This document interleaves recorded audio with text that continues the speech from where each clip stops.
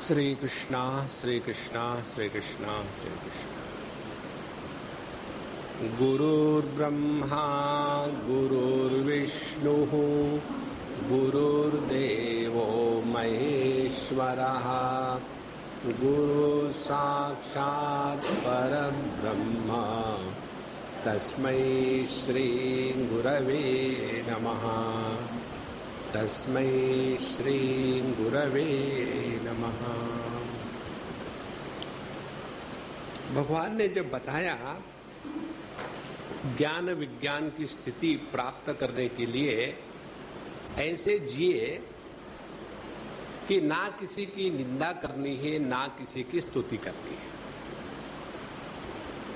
तो सवाल ये आया तो कैसे जिए। नारंग जी ने हमको बड़े आदर से बुलाया, स्वामी जी आइए बैठिए, और हम अपने डंबो बन करके खड़े, या कोई हमको नमस्कार करके परेशान करता है तो उसको डांटे भी नहीं, तो फिर ये कोई जीवन थोड़ी है। जीवन में तो व्यवहार में तो सब चीज की आवश्यकता है। यदि किसी की तारीफ ना करो तो उसका भला नहीं होता। किसी को नॉन स्टॉप बेवकूफ कहो ना तो उसको लगने लगता है कि मैं बेवकूफ ही हूं। तो व्यवहार में तो तारीफ निंदा ये तो सब चलता ही है। और भगवान के भी जीवन में देखो, जैसे हमारे राम जी का भगवान का जीवन देखो, तो उन्होंने हनुमान जी को कहा कि मुझे तो आप भरत से भी ज्यादा प्यारे हैं। तो उन्होंने हनुमान जी की उनके चेहरे पर स्तुति करी, भरत जी वहां थे नहीं, उनकी निंदा कर दी। देखिए, तो ये तो सभी पब्लिक करती है। तो फिर इसको कैसा जीवन में उतारे, अब इसको समझ लेना। देखो, क्रोध पर नियंत्रण माने क्या, इसको जरा समझने की बात है। गाड़ी पर नियंत्रण माने क्या? गाड़ी पर नियंत्रण का तात्पर्य गाड़ी को गैराज में बंद करके रखना नहीं है। हमारा गाड़ी पर इतना नियंत्रण है कि गाड़ी गैराज के बाहर निकलती ही नहीं, वो नियंत्रण थोड़ी है। तो गाड़ी पर नियंत्रण का तात्पर्य है कि हम उस गाड़ी को चाहे धीरे चलावे चाहे स्पीड में चलावे, गाड़ी हमारे पूरे काबू में है, उसको कहते हैं गाड़ी पर नियंत्रण। इसी प्रकार से हम जब कहेंगे हमारा क्रोध पर नियंत्रण है, क्रोध पर नियंत्रण का तात्पर्य क्रोध नहीं आने में नहीं है। देखो, ये बहुत महत्व की समझने की बात है। क्रोध पर नियंत्रण माने जब चाहे तब क्रोध आ सके। देखो, गाड़ी पर नियंत्रण माने जब चाहो गाड़ी चला सको आप, तब उसको कहते हैं ना गाड़ी में नियंत्रण है। तो क्रोध करना चाहिए, बिल्कुल करना चाहिए, नहीं तो आपको जिंदा रहना मुश्किल हो जाएगा। पता नहीं, कभी तो आप बताते क्रोध मत करो, कभी बताते क्रोध करो। ऐसा क्यों बताते? कंफ्यूज करवाने के लिए। अब देखो, इस सब का तात्पर्य क्या है? जगत में किसी की निंदा या किसी की स्तुति करने के बाद हमारे अंतःकरण में यदि द्वेष और राग की उत्पत्ति नहीं होती तो उसको निंदा स्तुति नहीं कहते। तो फिर वो क्या है? कर्नाटक, और कुछ नहीं है। और इस प्रकार से जो जीता है वो हमेशा वर्तमान में रहेगा। देखो, निंदा स्तुति करने के बाद राग द्वेष यदि निर्माण हो जाते हैं तो उस राग द्वेष का बोझा हमारे हृदय पर रहेगा, और उस राग द्वेष के बोझे के साथ फिर यदि वो व्यक्ति सामने आ जाता है तो या तो उसकी हम निंदा करेंगे या तो स्तुति करेंगे, और धीरे धीरे फिर वो हमारा स्वभाव बन जाता है। इसीलिए जब भगवान ने यहां कहा कि ना किसी की स्तुति करो ना किसी की निंदा करो का तात्पर्य है अपने हृदय को बचा के रखो, वो महत्व की बात है। तो हृदय को बचाना माने क्या? यही है हृदय को बचाने का सरल तात्पर्य ये है कि यदि हम हमेशा वर्तमान में ही रहे तो भूत का बोझा नहीं रहेगा। और भूत का बोझा क्या है? यही राग द्वेष के संस्कार। तो जहां हमारे जीवन में वर्तमान स्थिति को ही महात्म्य दिया गया है, उस व्यक्ति के जीवन में राग द्वेष नहीं होंगे। तो क्या वो व्यक्ति अपने भूत से कुछ सीखेगा? नहीं, जरूर सीखेगा। देखो, जो समझदारी होती है ना, समझदारी के संस्कार नहीं होते, समझ लेना। जैसे राग द्वेष के संस्कार होते हैं वैसे समझदारी के संस्कार नहीं होते। वह स्वभाव है, वह अपना स्वरूप है। जैसे हमको किसी वस्तु के प्रति, व्यक्ति के प्रति, देश के प्रति, काल के प्रति राग द्वेष है तो हम क्या करेंगे? उससे भागने का प्रयत्न करेंगे या उसको पकड़ने का प्रयत्न करेंगे। लेकिन अग्नि के प्रति हमारे मन में राग भी नहीं, द्वेष भी नहीं। हालांकि अग्नि ने हमको जलाया था बचपन में, देखो। तो फिर हमारे अग्नि के प्रति क्या होगी प्रतिक्रिया? राग द्वेष रहित संबंध। समझ लेना। इसी प्रकार से इस जगत में कैसा रहना चाहिए ये भगवान ने बताया, और यही बड़ी उच्च कोटि की साधना है। हमेशा ध्यान रखे अपने अंतःकरण के समत्व पर, और जहां अंतःकरण में समत्व की सिद्धि हो रही हो, ना कोई अपना है ना कोई पराया है, ना किसी से चिपकना है ना किसी से हटके भाग जाना है। और यदि कोई सर पे ही चढ़े तो झटका दो। इसीलिए महात्माओं गंजे हो जाते हैं, क्योंकि उनके सर पर कोई बैठ नहीं सकता। और जो महात्मा भगवान की दया से गंजे नहीं होते वो घुटवा लेते हैं, नहीं तो एक बार पकड़ के बैठे सर पर तो मुश्किल हो जाता है। इस प्रकार से प्रत्यक्षेण अनुमानेन निगमेन आत्मसंविदा आद्यंतवत् संज्ञात्वा निसंगो विचरेदिह। तो फिर प्रत्यक्ष, अनुमान, शास्त्र, आत्मानुभूति सभी प्रमाणों से यही सिद्ध है कि यह जगत उत्पत्ति विनाशील होने के कारण अनित्य है। इस अनित्य जगत को ऐसा सत्य मान के बैठते हैं। और सत्य का निर्माण कैसी होती है? जब उसको हम अच्छा बुरा कहते हैं तब उसमें निर्माण होती है। यहां तक हमने कल देखा था। अब उद्धव जी महाराज ने प्रश्न किया। उद्धव उवाच नैवात्मनो न देहस्य संस्कृतिर्द्रष्टुदृश्ययोः अनात्म स्वदृशो शीर्ष कस्य स्यादुपलभ्यते। आत्मा अव्ययो गुणः शुद्ध स्वयं ज्योतिरनावृतः अग्निवद् दारुवद् चिद्देहः कस्येहं संस्कृतिः। ये बताइए कि आत्मा दृष्टा है, देह दृश्य है। उसके बाद आत्मा स्वयं प्रकाश है, देह जड़ है। ऐसी स्थिति में ये जन्म मृत्यु रूप जो संसार है ये किसका है? ना तो आत्मा को होता है संसार, ना तो देह को होता है। हमने इस जन्म में जो अच्छे बुरे कार्य किए, उस अच्छे बुरे कार्यों के सुख दुख फल भुगतने के लिए ये देह नहीं रहता, दूसरा देह होता है। तो ये ना तो आत्मा को संसार के धर्म ग्रहण करते हैं, ना तो देह को। आत्मा को न ग्रहण करने के कारण और देह जड़ होने के कारण वो ग्रहण नहीं करता। फिर ये सुख दुख संसार जन्म मृत्यु किसको है? देखो, यहां से सूक्ष्म विचारधारा प्रारंभ होती है। इसीलिए आध्यात्मिक जीवन में पहली जो कड़ी है, सबसे बड़ी कड़ी, इसको यदि आप एक छलांग लगा लो तो फिर आपको दुनिया की कोई भी वस्तु आकर्षित करके गुलाम नहीं बना सकती। और कौन सी कड़ी है ये? यही है कि हम इस देह से भिन्न है, भले आत्मा ना हो कोई बात नहीं, लेकिन पहली स्टेप ये है हम देह से भिन्न है। जब देह से भिन्न हो जाएंगे तो पूरी दृष्टि बदल जाएगी।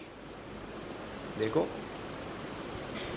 इसलिए कौन है वह जो सुखी दुखी होता है, जो संसार में फंसा रहता है? इसके उत्तर में अब भगवान बताते हैं।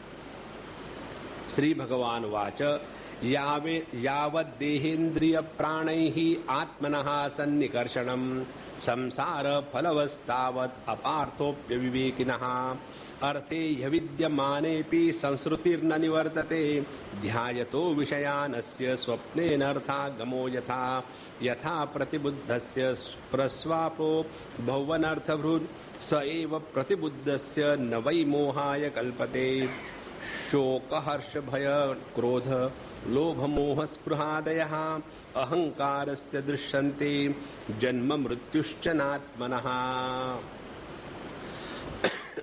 इन 4 श्लोकों में भगवान ने बताया कि देखो महाराज, बात यह है कि संसार का अस्तित्व तो है ही नहीं, क्योंकि वो नित्य बदल रहा है और आत्मा नित्य है, उस पर बदल का कोई फर्क नहीं पड़ता। तो फिर कहां से आई बात? तो कहते हैं विवेक का अभाव होने के कारण इस आत्म तत्व की देह इत्यादियों के साथ तादात्म्य बन जाता है। इसको जरा सूक्ष्मता से सुन लेना, एक बार ये बात क्लिक होने की है। अब जैसे उदाहरण बताऊं आपको, हम कई बार जाते हैं अनेक देशों में, तो वहां बड़े सुंदर सुंदर अनुभव आते हैं ये सीखने के लिए। एक अम्मा हमको बताती है, Swami ji, he is my ex husband. हम लोगों को ex prime minister, ex president, राष्ट्रपति एक्स होते हैं, पति एक्स होते हैं, ये पहली बार देखा। He is my ex-husband. He is my ex-husband. उसी अम्मा ने फिर मुझे बताया, Swami ji, he is also my ex-husband.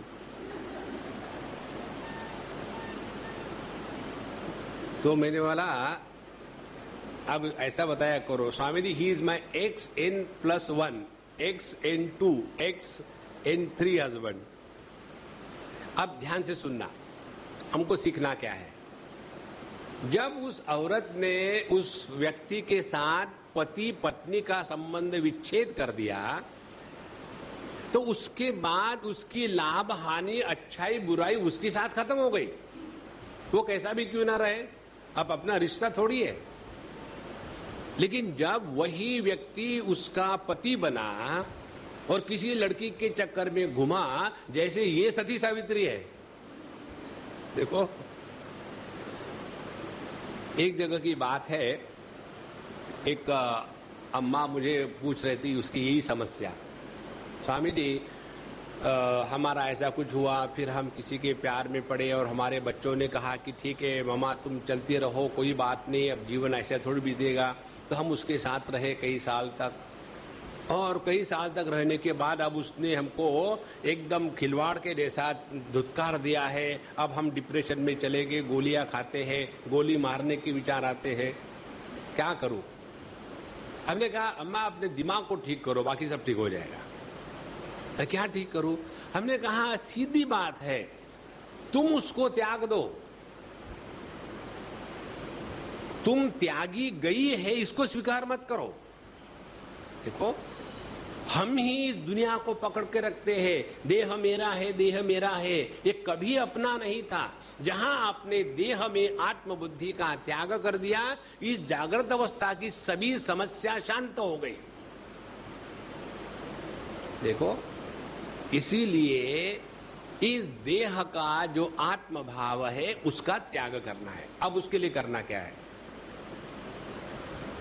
देह को नष्ट करके आत्म भाव का देह के साथ त्याग करेंगे तो ये मूर्खता है।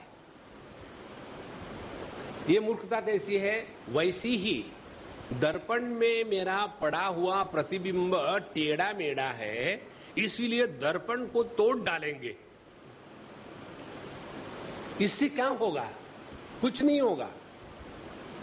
इसी प्रकार से सिंपल बात समझो भैया कि ये दर्पण में आपका प्रतिबिंब यदि आपको मंद्रो भी बना रहा हो तो उसमें भूल मत जाना कि तुम हिडिंबा ही हो।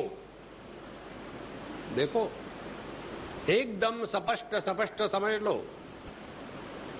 ये केवल समझदारी का चक्कर है।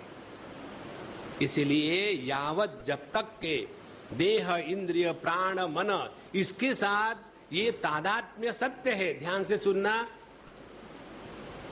दर्पण में प्रतिबिंब का पड़ना समस्या नहीं है। आत्मा का देह के साथ तादात्म्य होना समस्या नहीं है। आत्मा का यदि देह के साथ तादात्म्य नहीं रहेगा तो ये देह कार्य नहीं कर पाएगा। लेकिन देह के साथ तादात्म्य होने के बाद इस तादात्म्य को आप जब सत्य मानने लग जाते हैं तब जीव भाव उत्पन्न होता है। देखो महाराज, बहुत महत्व की बात है। जैसे हम घर से निकले, गाड़ी में बैठे तो पैसेंजर बन गए।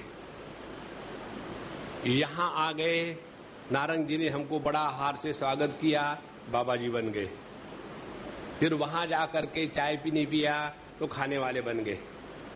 यहां आकर के आपके सामने बोलना शुरू कर दिया तो स्पीकर बन गए। देखो, तो ये जो भिन्न भिन्न तादात्म्य एक एक रोल के साथ किया है उसको उतना ही रहने दे, इससे आगे नहीं बढ़ावे।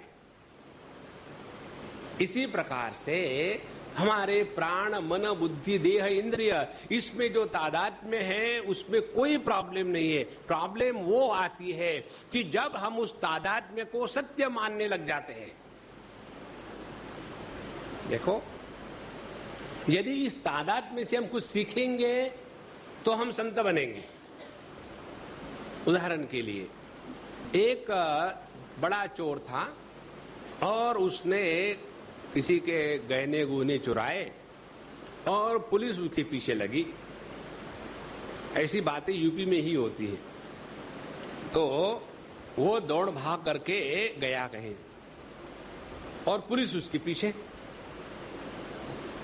पुलिस उसके पीछे क्यों दौड़ रही थी? एक लड़के ने अपने बाप से पूछा कि पापा, ये जब चोर चुरा के ले जाते हैं तो पुलिस उसके पीछे क्यों दौड़ती है? इसलिए कि तूने क्यों चुराया, मुझे क्यों नहीं चुराने दिए? तो वो दौड़ने लगा तो वो चोर जो था, एक बाबा जी की कुटिया थी, उसमें घुस गया। घुस करके वहीं कहीं कोने में सब वो जितना चुराया था रख दिया।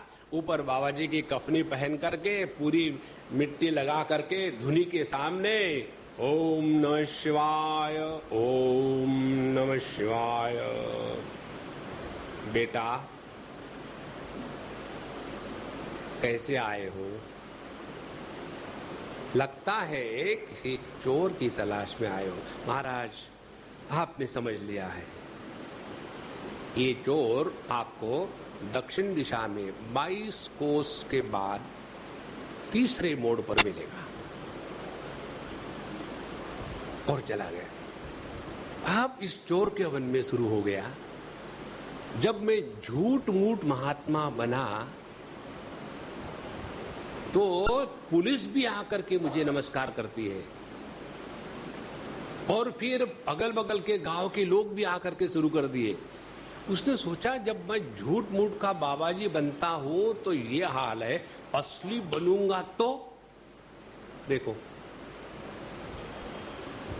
ये जो सीख है अपने जीवन में, इसके द्वारा हम सब कुछ अपनी साधना कर सकते हैं। इसीलिए ये जो जीव भाव जिसको हम कहते हैं, मालूम है क्या है? जीव भाव माने देह के साथ तादात्म्य, इससे कोई प्रॉब्लम नहीं है।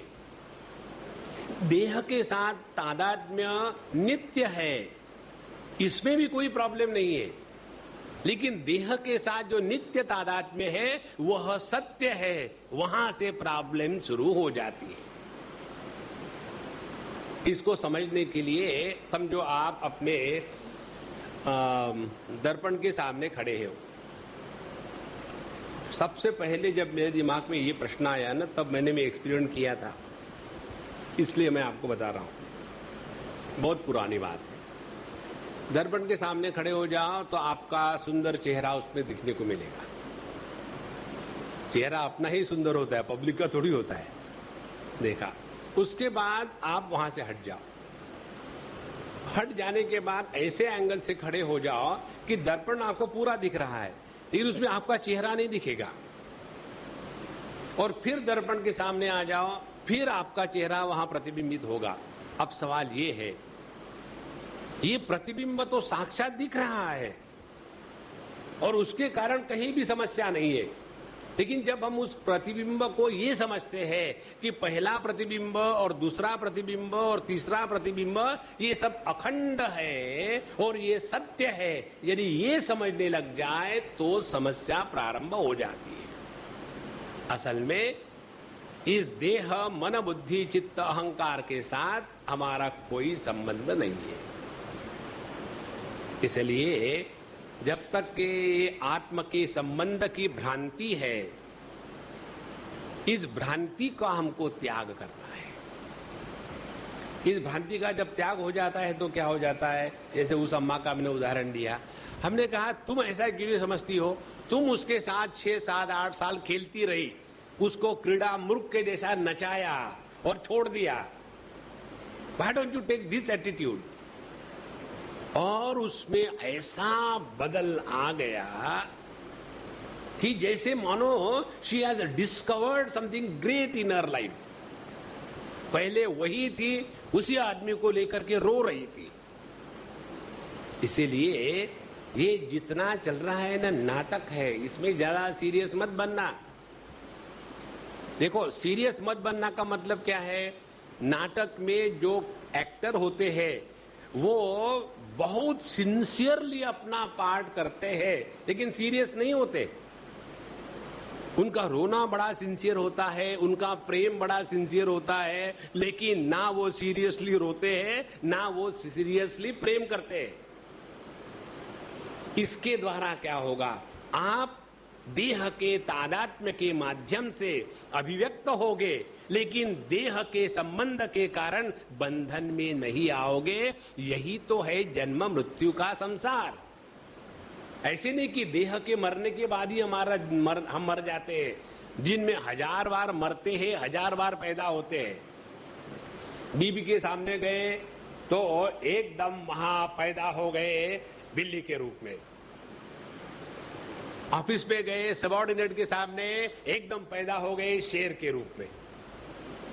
तो ये 2 मिनट में बिल्ली, 2 मिनट में शेर, यही तो जन्म मृत्यु है। दुख आया तो दुख के साथ तादात्म्य दुखिया बन गए, सुख आया तो सुख के साथ तादात्म्य सुखिया बन गए। देखो, जन्म मृत्यु का तात्पर्य केवल अभिनिवेश। अभिनिवेश का तात्पर्य है तादात्म्य को सत्य मान के चलना, उसको कहते हैं अभिनिवेश। इसलिए यावत देहेन्द्रिय प्राणैहि आत्मनः सन्निकर्षणम संसारः फलवांस्तावत्, तभी तक ये संसार है, अन्यथा संसार का कहीं स्थान नामो निशान नहीं है। अच्छा, इसके लिए उदाहरण देते। अर्थे ही अविद्यमाने अपि संस्कृति ही न निवर्तते, ध्यायतो विषयानस्य स्वप्ने अनर्थागमो यथा। जैसे स्वप्न की बात है कि स्वप्न में विपत्तियां आती है, लेकिन वो होती थोड़ी है असल में। स्वप्न में हम देखते हैं कि एक बड़ा शेर आया और उसने हमको झपका और हम उसके नीचे मुंह में आ गए। तो ये जब हमने सपने में देखा, उसकी प्रतीति हुई, उसके कारण डर लगा, लेकिन उसमें अर्थ नहीं था। तो जहां हमारा स्वप्न टूट गया, तो उसके कारण जो मन में धड़धड़ हो रही थी और पूरा पसीना पसीना हो गया था, वो सब रहेगा। लेकिन फिर भी हमको मालूम हो गया कि वह सत्य नहीं है। इसी प्रकार से जहां हमने अपने स्वरूप को ये समझा कि चूंकि देह के माध्यम से तादात्म्य होकर के द्वैत के अनुभव आ रहे हैं, इसका अर्थ ये नहीं कि ये सत्य है। इसको पकड़ ले, इसको समझ ले। इसीलिए जो संसार के न होने पर भी उसमें प्रतीत होने वाले विषयों का चिंतन करते रहते हैं, उनकी जन्म रूप मृत्यु रूपी संसार की निवृत्ति कभी होती ही नहीं। यह जो संसार संसार करके हम जो रोते हैं ना रोज, इसका इतना सरल अर्थ है।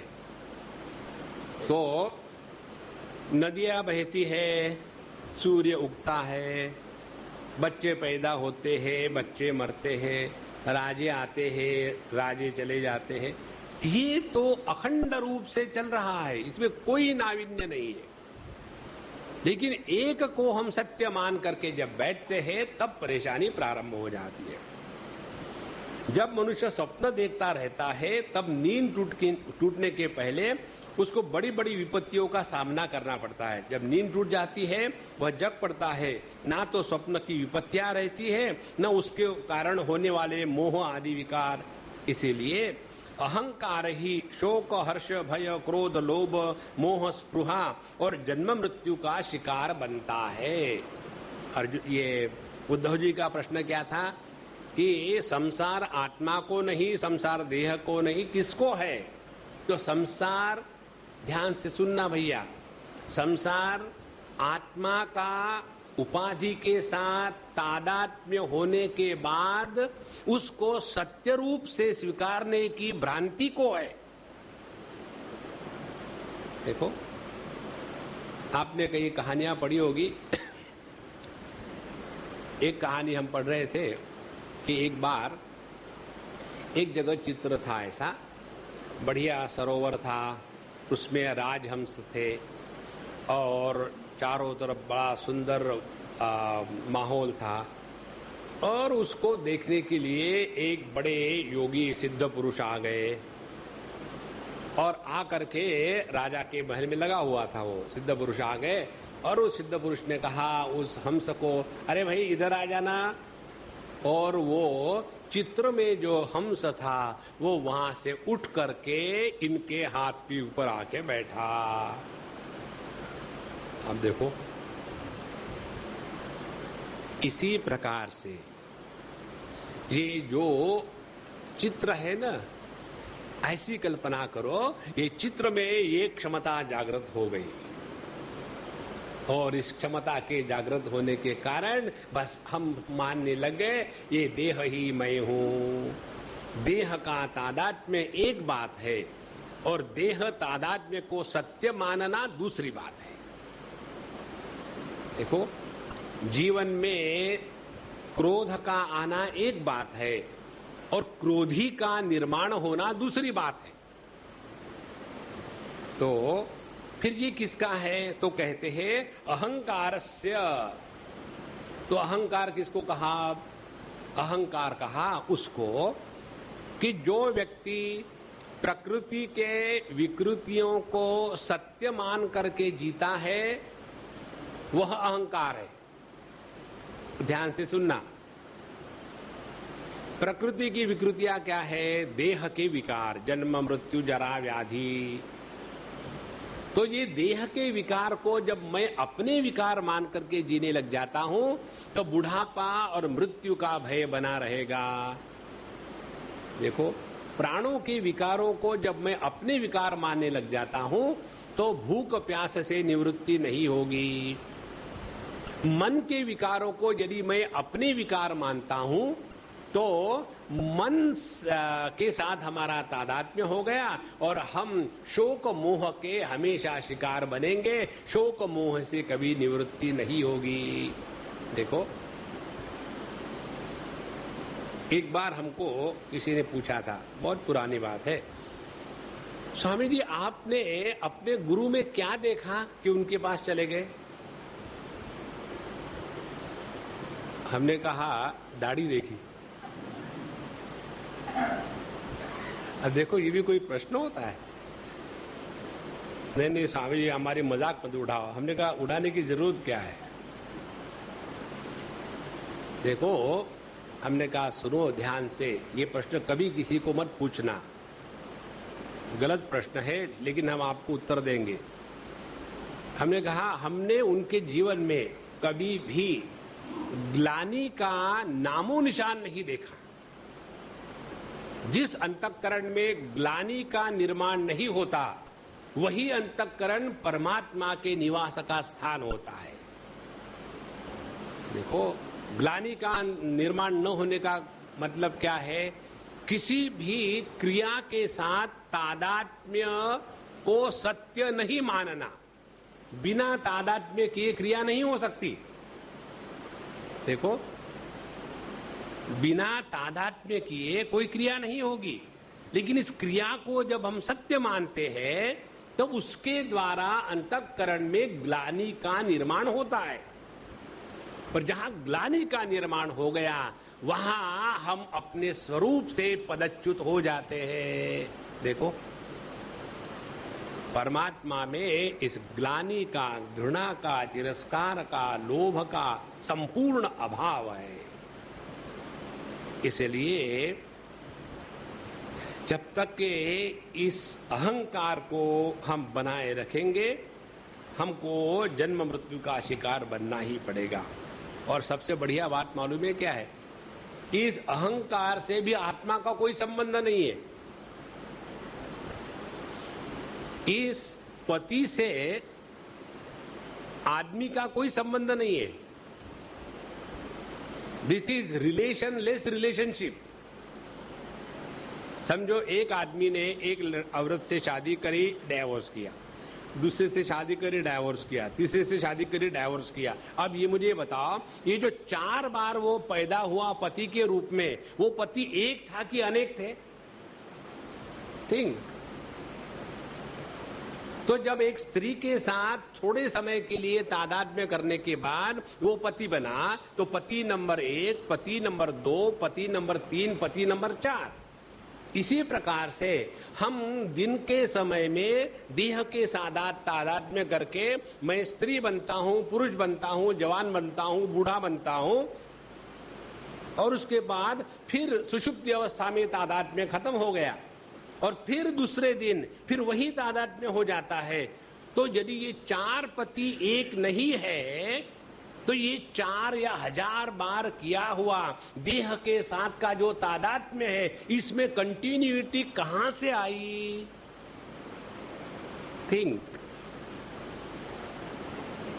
ये जो अपने जीव भाव की अखंडता है, यही तो समस्या है।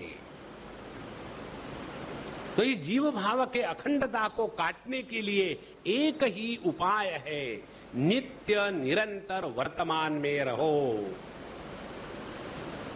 जिन्होंने ध्यान के हमारे क्लास अटेंड किए उनको मालूम है, पहली हम साधना बताते हैं कि when you come on the seat of meditation, जब आप ध्यान के लिए आसन पर आके बैठते हैं तो पहली एडजस्टमेंट है, यू आर मिस्टर नोबडी। क्योंकि the moment you become somebody, you are in sansar. पति होकर के ध्यान के लिए बैठो तो पत्नी के सिवा दूसरा कोई विचार मन में नहीं आएगा। बाप बनकर के ध्यान में बैठो तो बच्चे के सिवा दूसरा कोई विकार मन में नहीं आएगा, विचार मन में नहीं आएगा। और जब आप नोबडी है, यू आर नोबडी, तो no thought will erupt in your mind. And when no thought is erupting, you are in absolute present. Thoughts create the illusion of past. Thoughts create the illusion of future. ये वृत्तियां ही भूत और भविष्य का निर्माण करती है। जहां वृत्तियों के तूफान को शांत कर दिया, आप अपने आप वर्तमान में आ गए। और वह वर्तमान काल नहीं है, वह वर्तमान सत्ता है। देखो वर्तमान जब काल बन जाता है तब हम संसारी है, वो वर्तमान जब सत्ता होती है तब हम जीवन मुक्त है। इसीलिए ये जो ईगो अहंकार इसको जो मारना है ना, इसको इतना ही समझ लो, don't dig the grave all the time. उसने ऐसा कहा था, इसने ऐसा कहा था, मैं थूक दो। किस प्रकार से? जैसा गन्ना खाते हो ना, गन्ना खाने के बाद उसको चूस लिया, चूसने के बाद मुंह में जो बचा रहता है, because we are all free democratic Indian, anywhere on the road, त्यागे नहीं के अमृतत्व महाराष्ट्र। देखो, उसको फेंकने की भी जरूरत नहीं, सिर्फ आप मुंह को छोड़ दो, खुला कर दो, तो पृथ्वी माता उसको ले लेगी। यही इस जगत का सरल सरल साधना का अर्थ है। इसीलिए भैया, ये जो अहंकार पाप करने वाला, पुण्य करने वाला, स्वर्ग नरक, सत्यलोक, महरलोक, सिद्धलोक, इस सब चक्कर से निकल जावे। जब जीव भाव ही सत्य सिद्ध नहीं हो सकता, तो जन्म मृत्यु, स्वर्ग नरक, धर्म अधर्म किसके लिए है? देखो, इसीलिए एक बात ध्यान रखना, चाहे आप भक्ति की साधना करो, चाहे योगाभ्यास की साधना करो, चाहे कर्मयोग करो, चाहे शास्त्रों का अध्ययन करो, एक बात को कभी मत छोड़ना, परमात्मा को छोड़ करके सब बकवास है। और परमात्मा कौन है? बड़ी फनी बात है, जिसको छोड़ा नहीं जा सकता वो परमात्मा है। और दुनिया क्या है? जिसको पकड़ा नहीं जा सकता वो दुनिया है। और हम क्या कर रहे हैं? एकदम उल्टा, दुनिया को पकड़ने का प्रयत्न करते हैं और भगवान को छोड़ने का प्रयत्न करते हैं। हमेशा असफल रहोगे, सक्सेसफुली अनसक्सेसफुल। इसीलिए भैया, ये जीव भाव को ठीक से समझ लेना है। अच्छा, तो व्यवहार कैसा करें? फिर व्यवहार ऐसा करें कि जिसके सामने आप हो उसके पूरे बन जाओ। देखो, जिसके सामने आप होने के बाद उसके पूरे बन जाओगे, तो आप हमेशा वर्तमान में रहोगे। और यदि समझो ए बी के सामने खड़ा है और सी के बारे में बोल रहा है, तो भटकना शुरू हो गया। या ए बी के सामने खड़ा है और अपनी ही डिंग हाँक रहा है, तो अहंकार और दृढ़ हो गया। तो करे क्या? ए बी के सामने खड़ा है और बी के भी बीबी की बात करे। देखो, फिर क्या होगा? Time pass. लेना नहीं उद्धव का, देना नहीं माधव का, मस्त रहना है। इसलिए यह जो किसका होता है संसार, किसका होता है जन्म मृत्यु, किसी का नहीं होता। ये इसका उत्तर है। क्योंकि यदि जीव का होता है तो फिर हम गड़बड़ी कर बैठेंगे। क्या? अब समझ में आ गया, एक परमात्मा है जिसका कोई प्रॉब्लम ही नहीं, एक जगत है जिसकी कोई प्रॉब्लम नहीं। अब कौन बचा है? संसार किसका है? वो संसार किसका है ये बताने के लिए जीव को निर्माण किया, क्योंकि मालूम नहीं ना। देखो, अपने गणित में ऐसा होता है ना, जब कोई वस्तु मालूम नहीं होती तो हम एक कल्पना करते, समझो इसकी कीमत x है, x माने अननोन, इसीलिए x प्राइम मिनिस्टर ना, अननोन। हमको हमेशा गणित की बात याद आती है। बड़े विचित्र प्रश्न आजकल पता नहीं क्या पढ़ाते। एक टंकी में 3 छेद है, एक से पानी आता है, एक से बाहर जाता है। पानी भरने का टैप खोल दो तो 2 घंटे में भरता है, पानी खोलने का टैप खोल दो तो 1.5 घंटे में खाली होता है। यदि दोनों टैप इकट्ठे खोल दिए तो टंकी कब भरेगी? अब हमारा उत्तर इसमें यह है, क्यों खामोखाम पानी बर्बाद कर रहे हो? पहले भर लो, बाद में खोल लेना।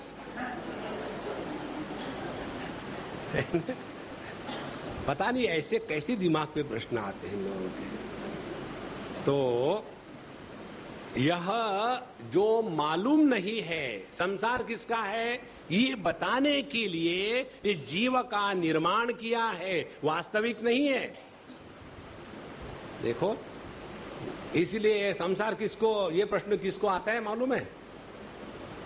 यदि आप बहुत सुंदर सपना देख रहे हो, आपके पसंद की लड़की के साथ आप घूमने चले गए, पैसे की कमी नहीं, वीसा की कमी नहीं, और सभी लोग आपके लिए आने के लिए बड़े एही आइए आइए सब कुछ हो रहा है, और चारों तरफ एकदम डिस्को लाइट, डिस्को म्यूजिक चल रहा है। ऐसा सपना कभी नहीं टूटेगा। सपना कौन सा टूटता है? जब ये सब होते होते कहीं से गब्बर सिंह आ जाए, डिशिंग शुरू हो जाए, या कुछ एक्सीडेंट हो जाए, फट से सपना टूटता है। इसी प्रकार से ये दुनिया में जब तक के गुड़ी गुड़ी गुड़ी गुड़ी जलता है ना, तब तक के संसार नहीं छूटेगा। और फिर आकर के एक बार पति पत्नी में थोड़ा झगड़ा शुरू हो गया, बच्चे ने धक्के देना शुरू कर दिए, नौकरी चली गई, उसके बाद बिजनेस ठप्प हो गया, तो फिर जाऊं तो जाऊं कहाँ? स्वामी जी इसीलिए आपके पास आ गए।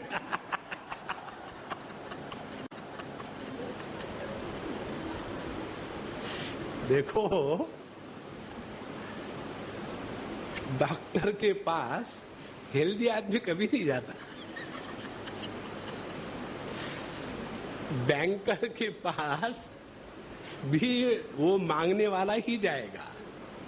इसी प्रकार से हमारे पास आने वाले यही है कि धक्का खा के, और अब धीरे धीरे ऐसी आग ट्रेन हो जाती, आने से पता लगता धक्का कहाँ लगा है। एक बार एक सज्जन आ रहे थे और ये यही की बात है, हम ताज होटल में गए थे, किसी की शादी थी, तो हम अपना घास लेकर के साइड में बैठे खाने के लिए। तो वो एक सज्जन आए थे, बोले स्वामी जी आप यहाँ, हमने कोई ऑब्जेक्शन है क्या? बोले नहीं, हमको आश्चर्य लगा आप यहाँ कैसे। हमने कहा हम सब जगह फिट होते हैं। और फिर हमने उनको नजदीक बुलाया, हमने कहा प्रभु आपके जूते का नंबर 1 कम है क्या? अब देखो, जिस आदमी को आप जानते नहीं उसको आप ये प्रश्न पूछो तो कितना अटपटा लगेगा। बोले Swami ji I don't know what are you talking. I said I am clear, आपने जो जूता पहना है वो 1 नंबर का कम है क्या? फिर उसने इधर देखा, बगल में कोई नहीं है। स्वामी जी यू आर परफेक्टली राइट। तो क्या हो गया? बोले कल मैं गया था नया जूता खरीदने के लिए, क्यों इतने बड़े स्थान पर जाना है, इतने बड़े आदमी की लड़की की शादी है, सभी वहां बड़े बड़े सिनेमा की हस्तियां होगी, इसीलिए मैं एकदम नया करा कर जूता खरीद के लाया हूं। और जब उसको पहना तब उसने शायद 1 नंबर गलती से कम दे दिया, मेरा 9 नंबर है, उसने 8 का दे दिया। और जब मैं पहन के निकला तब धीरे से पता चला, लेकिन देयर वाज नो चॉइस। हमने सोचा ठीक है निभा लेंगे, लेकिन आपको कैसे पता चला? हमने कहा आपकी चाल से। 1 नंबर का जूता कम पहनो तो हम फनी बिहेवियर करते हैं ना। अब ध्यान से सुनना, जो अनंत कोटि ब्रह्मांड नायक परमात्मा है, वो एक 3.5 हाथ के जूते में जब बैठता है और उसको सत्य मानता है कि अब शादी में तो जाना है, व्यवहार तो करना है, अब इसको बिना उसके जूते के कैसे जावे, कोई बात नहीं पहन लो, तो उसके बाद जो फनी व्यवहार होता है उसको कहते हैं जीव भाव।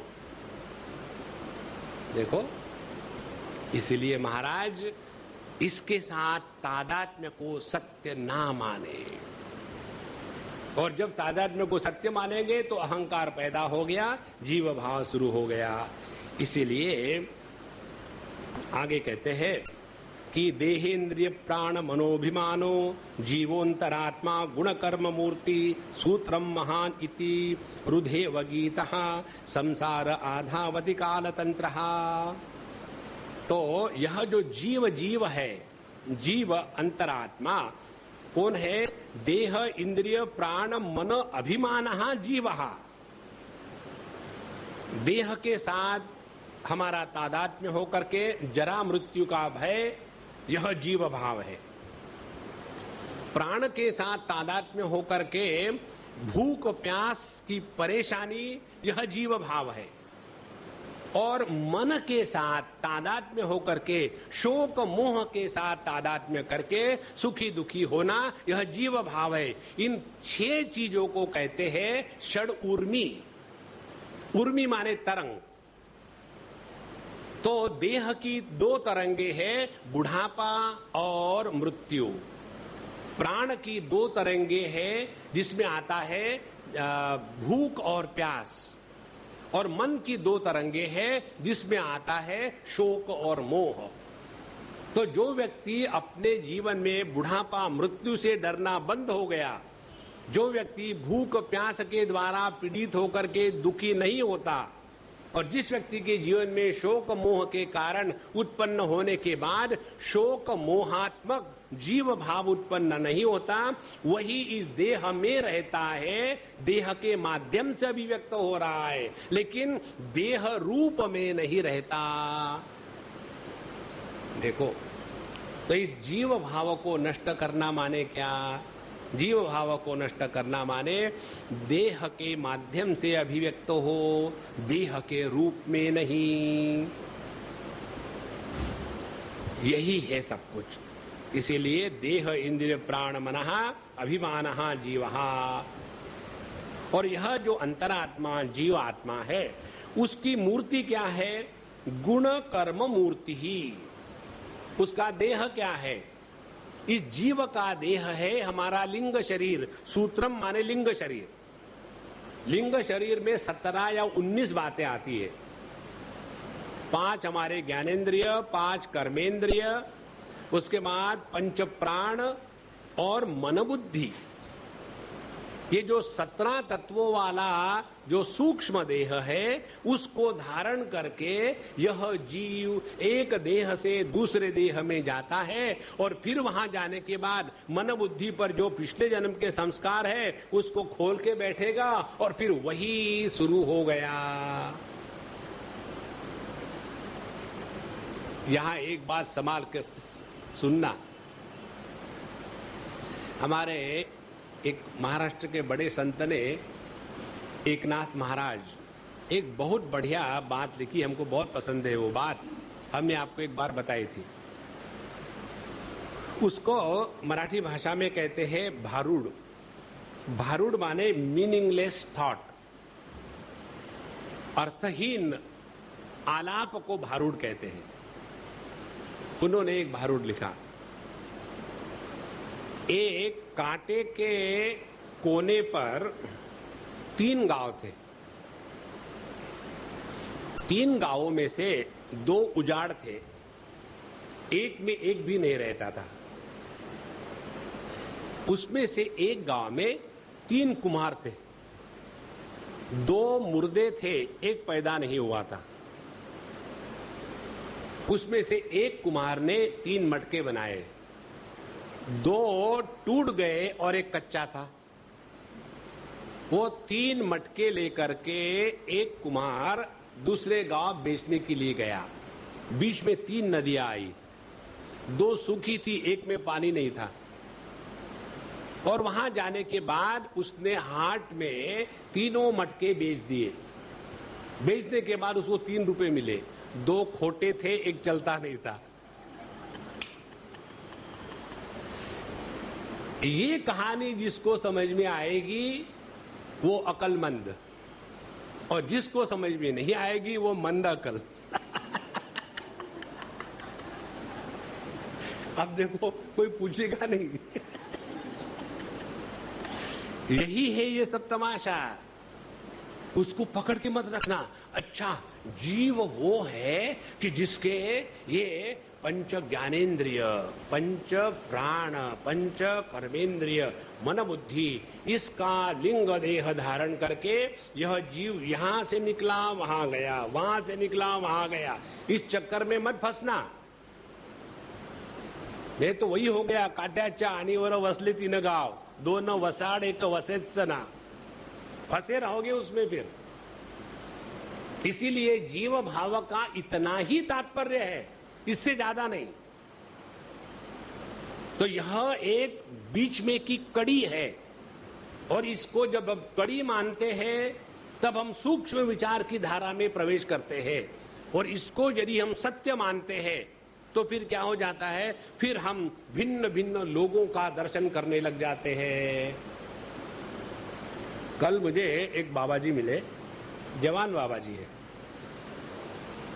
बड़े अच्छे विद्वान है, पढ़े लिखे हैं, और हमको जब मिले बोले स्वामी जी मुझे आपसे बहुत प्रेम है, मैं आपको बहुत सुनता हूँ, और आज आपके दर्शन हो गए, बड़ा अच्छा लगा, मेरी एक अनुभूति के बारे में बताइए, पता नहीं मैं क्या समझूं इसको। फिर उन्होंने बताया कि मैं काफी प्रणव का जप करता हूँ, ध्यान इत्यादि करता हूँ, तो मुझे वेदांत के संस्कार बहुत हो रहे हैं, मैंने बहुत सूक्ष्मता से वेदांत का अध्ययन किया है, तो मुझे ऐसे लगता है कि कुछ नीचे से ऊपर उठ रहा है और पूरा प्रकाशमय ऐसा कुछ हो रहा है, तो इसको लेकर के मैं क्या समझूं? क्या जीव का शुद्धिकरण हो रहा है फिल्टर के जैसा? देखो, जीव शुद्ध तब होगा कि जो सत्य होगा तब ना। तो इसको क्या समझे समझ में नहीं आ रहा। हमने कहा देखो महाराज, पहली बात इसमें फंसो मत। एक बार इसमें फंसोगे तो जीवात्मा भाव सत्य मानने लगोगे, पाप को सत्य मानोगे, पुण्य को सत्य मानोगे, फिर जो आपके अनुसार कार्य करेगा उसकी स्तुति करोगे, जो आपके अनुसार नहीं चलेगा उसकी निंदा करोगे, और ये पूरा का पूरा जो वेदांत है दूसरों को बताने के लिए ब्रह्म सत्यम जगन मिथ्या, ये जगत मिथ्या है, इसमें किसी का कोई भरोसा नहीं, इसीलिए सबका सब मुझे दे दो। क्यों? कि मुझे आश्रम बनाना है। देखो, फंस जाओगे उसमें, मत फंसना। फिर हमने उनको बताया देखो, अग्नि यह रूप की तन्मात्रा है, रादर अग्नि की तन्मात्रा रूप है। तो यह जो रूप तन्मात्र का तात्पर्य है कि जो सभी रूपों का आधार है, लेकिन उसका अपना कोई रूप नहीं है। जब हमारा मन एक देहात्म भाव से त्याग कर देता है, और जब हमारे मन ने हमारे देह का आकार त्याग कर दिया है, तब ये मन चैतन्यमय होने के कारण प्रकाशात्मक है, और यही चेतना का जो प्रकाश है, यही अग्नि की तन्मात्रा है।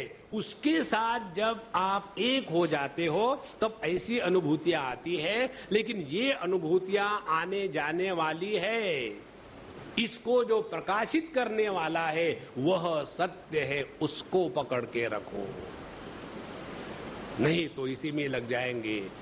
लाल लाल लग रहा था, फिर पीला पीला लग रहा था, आजकल पता नहीं सब जगह ब्लैकआउट हो गए हैं। उसमें मत फंसना। ये सब अनुभूतियां आती है, लेकिन सत्य अनुभूतियां नहीं है। जिसको ये अनुभूतियां आती है वह अनुभव स्वरूप आत्मा ही सत्य है, उसको पकड़ के रखें। तो देह इंद्रिय प्राण मन अभिमान जीव अंतरात्मा, तो इनके साथ तादात्म्य करने वाला जो आत्मा है उसको कहते जीवात्मा। और गुण कर्म मूर्ति, अब इसका जो लिंग देह है सूत्रम, इसमें 2 का प्राधान्य है। एक है गुणों का प्राधान्य, सत्व रजस तमस, और इस सत्व रजस तमस गुणों के कारण जो जो कर्म निर्माण होते हैं उनका प्राधान्य है। देखो, भगवद गीता के 4th अध्याय में भगवान श्री कृष्ण कहते हैं चातुर्वर्ण्यम मया सृष्टम गुण कर्म विभागशः। ये जो मनुष्य में, प्राणियों में और वनस्पतियों में, धातुओं में, हर एक में ये 4 वर्ण है। इसका अलग से शास्त्र है। ऐसे नहीं कि केवल मनुष्य में ही ब्राह्मण, क्षत्रिय, वैश्य, शूद्र होते हैं। शास्त्र के अनुसार जानवरों में भी ब्राह्मण, क्षत्रिय, वैश्य, शूद्र है। कुत्ता शूद्र होता है, तो कुत्ता ने डॉग को कहो। तो ये जो ब्राह्मण, क्षत्रिय, वैश्य, शूद्र है, ये उपाधि का धर्म है। और उपाधि क्या है? त्रिगुणात्मिका। तो तमोगुण को लेकर के स्थूल देह की उपाधि है, रजोगुण को लेकर के सूक्ष्म देह की है, और तमोगुण को लेकर के कारण शरीर की है। तो जितनी भी ये उपाधियां हैं, इस उपाधियों में जो सूक्ष्मता है उसको कहते हैं लिंग देह। और इसी के अनुसार यह जो जीव है अनेक प्रकार से कहा जाता है। सूत्रात्मा, हिरण्यगर्भ या तेजस इत्यादि। और फिर यहां से वहां संसारे आधावती कालतंत्रहा। और यही जो जीव है यहां से वहां, वहां से वहां, वहां से वहां जा रहा है। अब देखो, कल परसों मुझे किसी ने एक कटिंग दिया पढ़ने के लिए। वो मराठी में था, उसका टाइटल था पति हास उपहास। उसमें लिखा था, हमारे मोहल्ले में पति रहते हैं, बड़े अच्छे प्राणी हैं। कभी कभी उनको खाने को मिलता है, कभी कभी वो घूमने को जाते हैं कुत्ते के साथ, कभी कभी उनके हाथ में थैला होता है और वो सब्जी भी ले आते हैं। एक आध बार उनको बीड़ी सिगरेट पीने की भी फ्रीडम मिल जाती है। तो ये जो मार्केट में जाता आता है वो पति है, जिसको कहीं जाना नहीं, कहीं आना नहीं, वो आदमी है। ये जो जीव है ना, इसी को पड़ा है मुझ में ये कमी है, इसीलिए ये चाहिए। देखो, आकाश में सभी गतियां संभव है, आकाश की अपनी कोई गति नहीं है। इसी प्रकार से अपना जो शुद्ध स्वरूप है, इसमें ना तो आवागमन है, ना तो पाप पुण्य है, ना तो स्वर्ग नरक है, ना तो किसी प्रकार का पुनर्जन्म इत्यादि है। तो संसारे आधावती कालतंत्रहा। और फिर यही जीव काल के प्रभाव में आकर के बस घूमते रहता है, दौड़ते रहता है, दौड़ते रहता है। और ये काल क्या है? परिवर्तन का नाम काल है। ध्यान से सुनना, ये परिवर्तन जिसके कारण हो रहा है वह परिवर्तनों के द्वारा प्रभावित नहीं होता। देखो, इसीलिए ये जो जीव है इसका संसार है, और जीव सत्य नहीं है। जीवो ब्रह्मैव नापरः ममैवांशो जीवलोके जीवभूत सनातनः। तो मेरा ही जो सनातन अंश है वही इन इंद्रिय देह के साथ थोड़ी समय के तादात्म्य करके एक जीव भाव का नाटक निर्माण करता है। लेकिन उसी नाटक को हम इतना सत्य मानते हैं कि एक ही सीरियल पिछले 3 साल से चल रहा है और घर के बुढ़ा बुढ़ाओ बैठ करके देखते हैं। भगवान को मारो, ये सीरियल में अभी 350वां चल रहा है, आगे देखते क्या ना, आगे कितना तादात्म्य। देखो, सिनेमा के सीरियल को सत्य मानने वाला ये दुनिया को झूठा कहेगा? और वहां तो वो लोग पैसा देके रोते हैं और यहां हम पैसा खर्च करके रोते हैं। इसलिए महाराज अपनी नजर सुधारो। बहुत हो गया इस दुनिया को गलती से देखना और उसको सत्य मानना।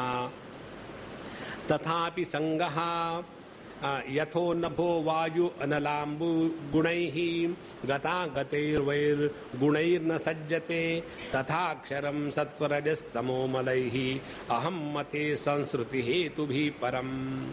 उन्होंने उदाहरण दिया है जो अभी हमने कहा था, जैसे आकाश को हवा सुखा नहीं सकती, आग जला नहीं सकती, जल भिगो नहीं सकता। भगवत गीता में ये श्लोक आता है भिन्न प्रकार से द्वितीय अध्याय में,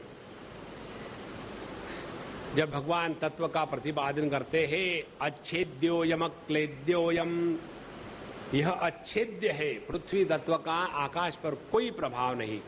उसी प्रकार से ये जो चार गुणों को या चार भूतों को जो आकाश आधार देता है उनके द्वारा प्रभावित नहीं होता। उसी प्रकार से ये जितने भी क्षणिक भाव है आने जाने वाले, सत्व रजस तमस की जो वृत्तियां है, कर्म इत्यादि जो है, ये आत्म तत्व को स्पर्श नहीं कर सकता, वह तो इस सब के परे है। और इसीलिए जो व्यक्ति इन गुण और कर्म इनमें तादात्म्य करके बैठता है उसी के लिए संसार है। जब हम जाते हैं साधु संतों के पास तो क्या करते हैं, वहां नया संसार निर्माण करते हैं। हमारी एक्सपर्टाइज इतनी जबरदस्त है। एक बार एक दुकानदार मर गया, टेलर था, नहीं टेलर नहीं कहेंगे, फैशन डिजाइनर। नए नए शब्दों के द्वारा पहले हाउसवाइफ कहते थे, अब होम मेकर कहते हैं। तो पहले हजाम था, अब ब्यूटी पार्लर वाला कहते हैं। टेलर था, अब उसको फैशन डिजाइनर कहते हैं। और जो होते हैं ना प्लम्बर वगैरह वगैरह, तो उनको कहते हैं कि no I am expert in services. Services माने क्या, झाड़ू लगाना एक्सपर्टाइज, खिड़की के कांच पोंछना एक्सपर्टाइज। तो एक ऐसा फैशन डिजाइनर मर गया और चला गया स्वर्ग में। वहां जाने के बाद देखा दूसरा, अरे तू भी यहां आ गया सेठ जी, आप, मुझे उम्मीद नहीं थी आप यहां आओगे। बोले देखो, जहां कपड़े वाला होगा वहां टेलर पहुंच ही जाएगा। दोनों की दोस्ती हो गई, चाय पानी शुरू हो गया। फिर उन्होंने सोचा क्या किया जाए, चलो यहां खोल देते। तो स्वर्ग में जाकर के इन्होंने फिर वहां टेलरी का धंधा शुरू कर दिया और वही बोर्ड लगाया, God created man, we created gentleman. तो स्वर्ग में कोई भी जेंटलमैन नहीं है क्योंकि टेलर नहीं है। अब मैं आ गया हूं, अब यहां सब जगह में फैशन डिजाइन होगी।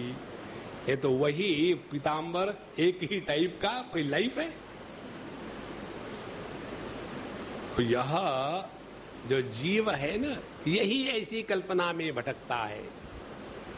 इसलिए जिसने अपने स्वरूप को पहचान लिया है उसको प्रकृति और उसकी विकृति इनके द्वारा कोई भी लाभ हानि नहीं होती।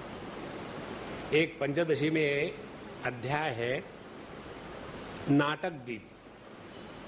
उस नाटक दीप अध्याय में बताते हैं, स्टेज पर, जैसे हम स्टेज पर बैठे हैं, यहां एक नर्तकी नृत्य कर रही है, अनेक प्रकार के जो वाद्य वृंद है वो बैठे हैं और उस नाटक गृह का मालिक भी बैठा है, ऑडियंस भी बैठा है और इसकी नर्तकी का नृत्य चल रहा है। सभी लोग बड़ी तालियां बजाते, सब कुछ हो रहा है, तबले बज रहे, पेटी बज रही। और उसके बाद नाटक खत्म हो गया, सब पब्लिक चली गई। लेकिन जो नाटक दीप था वो अविकारी, और उसने चाहे ऑडियंस रहे, चाहे नर्तकी रहे, चाहे ये वाद्य वृंद रहे, सबको एक ही भाव से प्रकाशित किया। माने जो प्रकाशक होता है वो प्रभावित नहीं होता, ये सिद्धांत है। यदि हम अपने जागृत स्वप्न सुषुप्ति के प्रकाशक है और इस प्रकाशक के रूप में अपने को स्वीकार करते हैं तो इनके द्वारा प्रभावित नहीं होंगे। और यदि इनके द्वारा प्रभावित नहीं होते तो हम जीव भाव का त्याग कर चुके हैं। देखो महाराज, इसलिए जब तक के इसके बारे में चिंतन नहीं होगा, बस हम इसी में कल्पना में फंसे रहेंगे। सो अमूल में तद बहुरूप रूपितम मनोवच प्राण शरीर कर्म ज्ञानासिनोपासनया चितेन चित्पाम निर्गाम विचरत्य तृष्णः। तो यह जो समझदार है वो क्या कहता है, अमूलमेतद बहुरूप रूपितम, ये जो अनेक प्रकार के रूप है। अब देखो इसकी समझने का प्रयत्न करो। जो बताते हैं कि जीव ने बुरे कर्म किए तो नीचे योनि में, अच्छे कर्म किए तो ऊपर योनि में जाता है, तो ऊपर नीचे का चक्कर कर्म के संस्कारों के कारण है। और दूसरी बात, यह जीव कभी नष्ट नहीं होता। नष्ट किस लिए नहीं होता कि वो असल में है ही नहीं। देखो आप कितना भी कागज या पेंसिल या कोई डिटर्जेंट पाउडर लेकर के आईने को धोने का प्रयत्न करो ताकि उसमें पड़ा हुआ प्रतिबिंब को मिटा डालो, तो नहीं होगा। देखो इसलिए नहीं होगा कि वो है ही नहीं। इसी प्रकार से यह केवल एक प्रतीति मात्र है। तो अमूलमेतद बहुरूप रूपितम, और फिर हम संसार में थे, फिर अगला जन्म हुआ, फिर हम गधे के जन्म में गए। नहीं, पिछला भी तो जन्म वही था, कहाँ वही बात है। वहां चले गए, फिर मक्खी बने, फिर मच्छर बने, फिर अजगर बने। इस सब चीजों में कोई राम नहीं है। जहां राम है वहां ना तो जीव भाव है, ना तो जगत है, ना तो संसार है। उसको पकड़ के रखे। तो अमूल में तत् बहुरूप, इसका मूल कुछ नहीं है। देखो दर्पण, उसके सामने हम और उसमें का प्रतिबिंब। अब इसमें देखो, ये जो प्रतिबिंब है इसका अपना स्वतंत्र अस्तित्व नहीं है। प्रतिबिंब की संभावना है दो कारणों से। एक तो दर्पण का होना आवश्यक, और दूसरा उसके सामने चेहरे का होना आवश्यक। दोनों में से एक निकल जाए तो प्रतिबिंब की सत्ता है ही नहीं। इसी प्रकार से प्रकृति के साथ पुरुष का तादात्म्य होने के पश्चात जो परिच्छिन्न भाव की कल्पना को सत्य कहा जाता है, उसको कहते हैं जीव भाव। यदि ऐसी कल्पना करो आप, ये एडवर्टाइजमेंट में आता है कभी कभी, ऐसी कल्पना करो कि आप दर्पण के सामने खड़े हो और आपने ब्रश लिया और आप ब्रश करना चाहते हो टूथपेस्ट लगा करके, और आप देख रहे हैं कि आपके दांत कैसे हैं ये करके, लेकिन दर्पण के अंदर का जो प्रतिबिंब है वो मुंह खोलने को तैयार नहीं। कैसा मजा आएगा। यदि दर्पण के अंदर का प्रतिबिंब, समझो आप पानी पीने जा रहे हो तो पानी है वो गिर रहा है, उसका प्रतिबिंब पड़ रहा है, लेकिन आपका जो मुंह है वो नहीं खुल रहा। ये जो कल्पना है इसी को कहते हैं जीव भाव, जो न होते हुए भी सत्य का आभास निर्माण करती है। तो यह जो अमूल में तद बहुरूप रूपितम मनोवच प्राण शरीर कर्म, ये सब का सब जो है मन, वाणी, प्राण, शरीर, कर्म, ये सब के सब एक निर्मूल है। तो ज्ञान सिना उपासनया चितेन छित्वा असंग शस्त्रेण दृढ़ेन छित्वा, भगवान 15वें अध्याय में कहते हैं, निर्माण मोहा जित संग दोषा अध्यात्म नित्या विनिवृत्त कामा द्वंद्वैहि विमुक्ता सुख दुख संगैहि गच्छन्ति अमूढ़ाहा। जो अमूढ़ है वही उस परमात्मा तत्व को प्राप्त करते हैं। तो ये संसार को तोड़ने की क्या रीति है? असंग शस्त्रेण। किसी के साथ यदि हमारा संग नहीं है तो हम पर किसी का कोई प्रभाव नहीं। उदाहरण के लिए देखो, मृत्यु की हम खबरें कितनी सुनते हैं। मृत्यु की खबर सुनने के बाद दुख नहीं होता। जब पता चलता है ये मृत्यु अमुक अमुक का हुआ है और वो हमारा कोई दोस्त था या कोई रिश्तेदार था, तब जाकर के दुख शुरू होता है। माने मृत्यु इस संस्था में दुख नहीं है। तो जहां जहां आसक्ति है वही जीव भाव है। इसीलिए यहां कहते हैं ज्ञान असीना, असी माने तलवार, असीना तलवार के द्वारा ज्ञान का खड्ग लेकर के, और ज्ञान का खड़ो कैसा हो, उपासनया शितेन, जो उपासना के द्वारा एकदम तीक्ष्ण बनाया हुआ हो। ज्ञान, ध्यान से सुनना, जब उपासना के द्वारा तीक्ष्ण नहीं होता तब वह ज्ञान अनुभूति में नहीं आता। जैसे बटर काटने का चक्कू लेकर के आप यदि उसके द्वारा कटहल काटने का प्रयत्न करो तो नहीं होगा, केवल श्रम मात्र रहेगा। इसी प्रकार से यदि हमारा ज्ञान उपासना के पत्थर पर रगड़ करके उसमें तीक्ष्णता नहीं लाई गई तो वह ज्ञान अनुभूति में परिवर्तित नहीं होता। इसीलिए दो बातें आ गई अब यहां। एक, तत्व का अध्ययन करके सब चीजों को समझ लेना। दूसरी बात, इस समझ को अपने जीवन में उतारने के लिए साधना करना। और ये समझ को जीवन में उतारने की दो साधनाएं हैं। पहली साधना है अपने पर नियंत्रण लाने के लिए योग साधना। और जब हम अपने पर नियंत्रण लाने का अभ्यास करते हैं तो अपना जो कर्तृत्वाभिमान है वो तगड़ा हो जाता है कि मैं मेडिटेशन करता हूं, मुझे ऐसा करना है, मुझे वैसा करना है, महात्मा जी मुझे आशीर्वाद दीजिए। एक ने मुझे कहा कि स्वामी जी मुझे आप आशीर्वाद दीजिए कि मैं बच्चों में अच्छा काम कर सकूं। तो हमने कहा प्रभु मुझे मालूम नहीं आशीर्वाद देना माने क्या होता है, लेकिन एक बात बताता हूं, जब तक कि आपके मन में चाह है कि मुझे ऐसा करना है, तब तक के इस चाह की आह आपको प्रभु से दूर ले जाएगी। हमारे माध्यम से उसको जो कराना है उसको करने दो ना, फिर हम क्या करें, हम फिट बन जाए, दैट्स इट।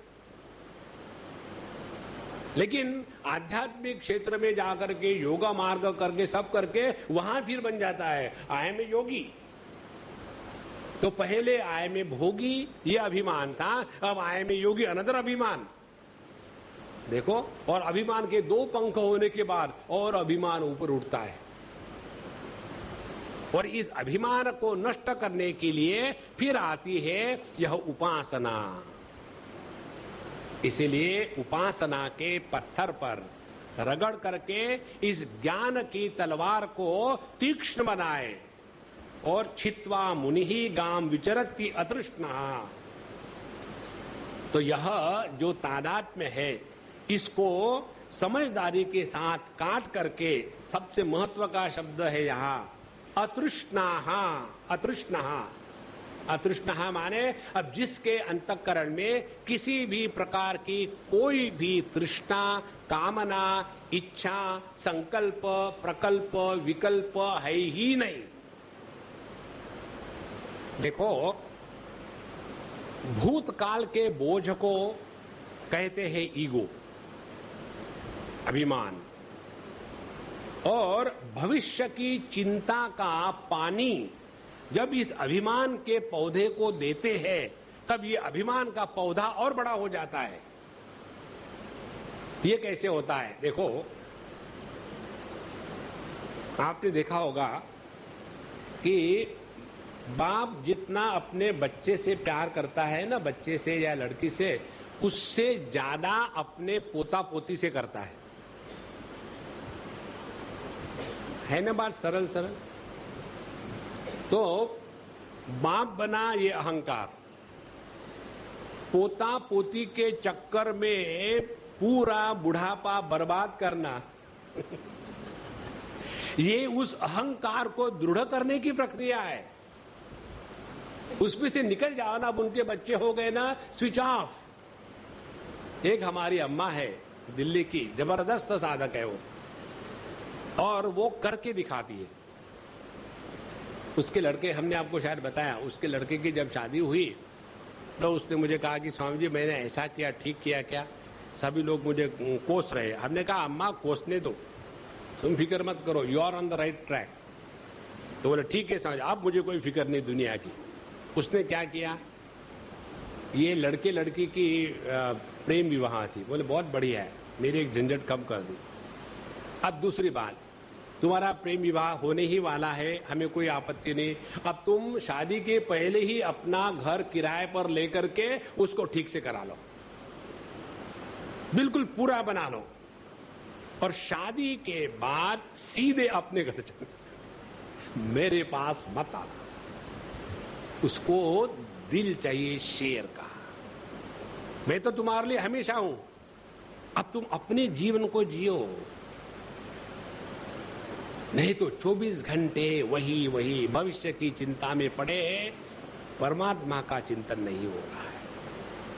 इसलिए चित्वा अतृष्णः, अब किसी से कोई अपेक्षा नहीं।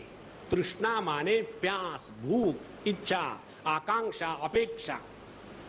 अतृष्णः, फिर क्या करे? मुनि चिंतनशील बन के, गाम माने पृथ्वी, पृथ्वी पर विचरती। अब हमको इस दुनिया में आकर के जो करना था कर लिया। हमने आपको बताया ना, एक हमारे मित्र है अग्रवाल जी, बड़े मस्त महात्मा है। वो लाहिरी महाशय की क्रिया योग के साधक है। बहुत ही सरल व्यक्तित्व। उन्होंने अपने बच्चों को सबको पत्र लिख दिया, मुझे भी कॉपी भेज दी। अब मुझे किसी भी पत्रिका पर मेरा नाम मत छापना, और मैं किसी भी कार्य में नहीं आऊंगा। 76 साल तक मैंने आप लोगों की सेवा करी है। अब मुझे एक बार हार्ट अटैक आकर के फिर भी मैं जिंदा हूं, तो ये भगवान का एक मैसेज था कि जिस काम के लिए भेजा था वो तो काम तुमने किया ही नहीं। अब मुझे याद आया, भगवान ने मुझे भेजा था केवल उनका नाम लेने के लिए, प्रभु को पाने के लिए। अब मैं यही हरिद्वार या वाराणसी में रह करके इसी कार्य में आखिरी दम तक रहूंगा। आप मुझे फोन मत करना, मैं कोई भी फोन उठाता नहीं। जब जरूरत पड़ी तो मैं फोन करूंगा, मुझे फोन करके बोलने की आवश्यकता नहीं। देखो, इसको कहते हैं छित्वा मुनि गाम विचरति अतृष्णः। अब अपने मन को प्रभु में लगा देना है। जितना यह भाव सहजता से हृदय में आने लगेगा, देख लेना, जीव जीव करके पाप पुण्य, ये करना वो करना, सब खत्म हो जाएगा।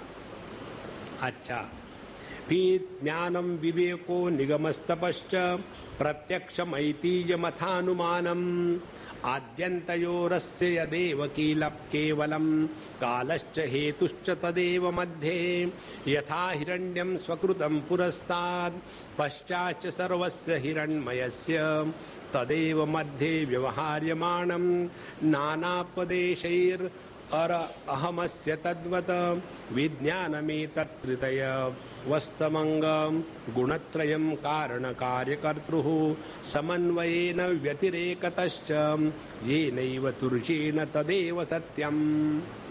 यहाँ उन्होंने उदाहरण के माध्यम से प्रस्तुत किया है कि इसीलिए ज्ञान किसको है। जब कहा उन्होंने ज्ञान असीना उपासनयाशितेन, तो ज्ञान किसको कहते हैं? ज्ञानम विवेकहा, अपने बुद्धि में ये विवेक को जागृत करे कि सत्य क्या है, असत्य क्या है। देखो, 3 प्रकार के विवेक शास्त्रों में मिलते हैं। एक सत्य असत्य का विवेक या नित्य अनित्य का विवेक, दूसरा है जड़ चेतन का विवेक, और तीसरा है सुख दुख का विवेक। जो सत असत का, नित्य अनित्य का विवेक है, यह वेदांत की प्रक्रिया है। जो जड़ चेतन का विवेक है, यह सांख्य की प्रक्रिया है। और जो सुख दुख का विवेक है, यह भक्ति की प्रक्रिया है। और यह जो सत चित और आनंद है, ये तीनों एक ही तत्व होने के कारण ये एक ही तत्व को प्राप्त करने की तीन युक्तियां हैं। इसमें एक दूसरे से श्रेष्ठ कनिष्ठ ये बताने का भाव नहीं है। अब हम लोग जो पढ़ रहे हैं इसको देखें। यह विवेक कि परमात्मा सत्य है और जीव असत्य है, इसका क्या अर्थ है? ध्यान से सुनना। जैसे मेरे इस दाहिने हाथ पर एक पेपर क्लिप है और बाएं हाथ पर कुछ नहीं है, तो ये है सत्य, अस्तित्व, सत्ता, और इस पर कुछ नहीं है, असत्य, अभाव, असत्ता। अब इनका विवेक करो माने क्या करोगे? इनका विवेक करना माने जो है वही है, जो नहीं है वो नहीं है। देखो, ना सतो विद्यते भावः, ना भावो विद्यते असतः। बड़ी सरल बात है। तो सत्य असत्य का विवेक का तात्पर्य केवल सत्य ही है, असत नाम की कोई वस्तु नहीं होती।